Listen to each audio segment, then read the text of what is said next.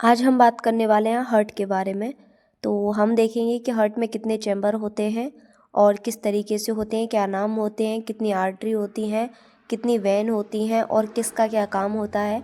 तो आज हम पूरा डिटेल से पढ़ने वाले हैं। ब्लड किस तरीके से हार्ट में आता है और किस तरीके से जाता है, किस तरीके से ब्लड को हार्ट जो है वो पंप करता है। तो चलिए स्टार्ट करते हैं वीडियो को। दिल का जो वजन होता है वो आदमियों में 310 ग्राम होता है और लेडीज़ों में 255 ग्राम होता है। हमारा दिल एक मुट्ठी के आकार का बना होता है जिसमें 4 चैम्बर होते हैं।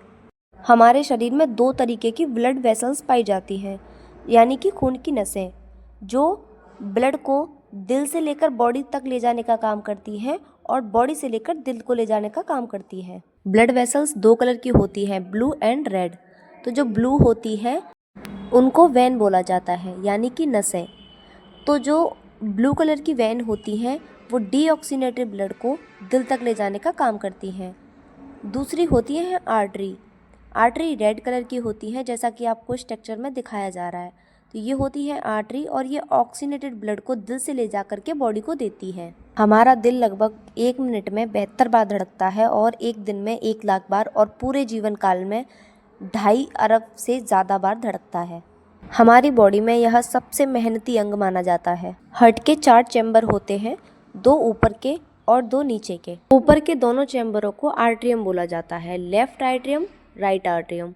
नीचे के दोनों चैम्बरों को वेंट्रिकल बोला जाता है, राइट वेंट्रिकल, लेफ्ट वेंट्रिकल। तो अब हम बात करेंगे कि हार्ट किस तरीके से ब्लड को प्योरीफाई करता है।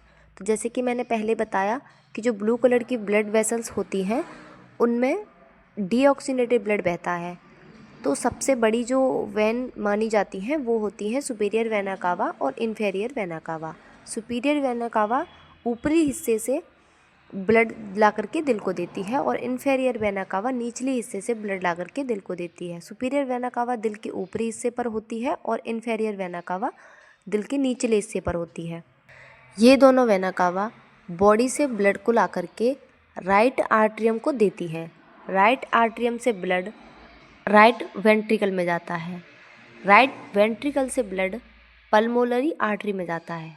अब आप कहेंगे आर्टरी तो रेड कलर की होती हैं, जिन वेसल्स में डीऑक्सीनेटेड ब्लड बहता है वो ब्लू कलर की होती है। इस वजह से ये आर्टरी भी ब्लू कलर की है, क्योंकि इसमें ब्लड डीऑक्सीनेटेड है। तो इसमें से होकर के ब्लड जाता है हमारे लंग्स में। लंग्स से ऑक्सीजन लेने के बाद ब्लड पल्मोनरी वेन के थ्रू लेफ्ट आर्ट्रियम में आता है। अब आप कहेंगे पल्मोनरी जो वेन है वो रेड कलर की है। जी हाँ, रेड कलर की इसलिए है क्योंकि इनमें ऑक्सीनेटेड ब्लड है, डीऑक्सीनेटेड नहीं है। लेफ्ट आर्ट्रियम में आने के बाद ब्लड आता है लेफ्ट वेंट्रिकल में और लेफ्ट वेंट्रिकल में आने के बाद चला जाता है अरोठा में। अरोठा में जाने के बाद ब्लड पूरी बॉडी में सप्लाई हो जाता है। तो एक चैम्बर से दूसरे चैम्बर में ब्लड ना जाने के लिए वॉल्व लगे होते हैं, जैसे पल्मोनरी वॉल्व आपने देखे होंगे, लिखा हुआ है, आप पढ़ सकते हैं।